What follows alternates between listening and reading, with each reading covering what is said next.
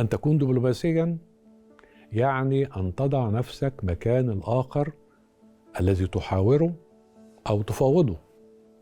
الحقيقة أنها مهمة شاقة، لكنها ضرورية لتدير الدولة سياسة خارجية فعالة. لابد أن تكون الدولة على دراية بالسياسة الخارجية للدول الأخرى. لابد أن تفهم حقيقة أن الدول الأخرى لها أهداف واهتمامات وتجارب وأحلام مختلفة.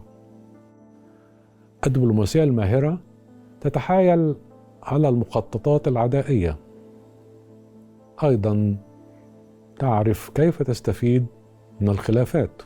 You have to be unbelievably flexible these days. The mindset that my generation encountered when we first joined lasted for a decade or two. That's now been swept away.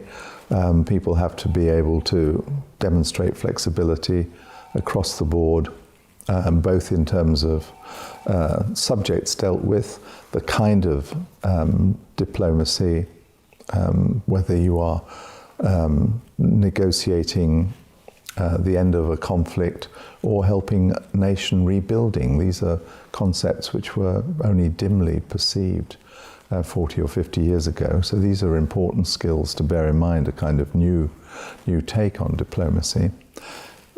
Flexibility, but of course the core thing is, are you prepared to get stuck in and really understand a country, which means learning the language, learning its culture, its history, what motivates the people of that country, and are you prepared to make that sacrifice in terms of absenting yourself from your own circle of friends for years at a time.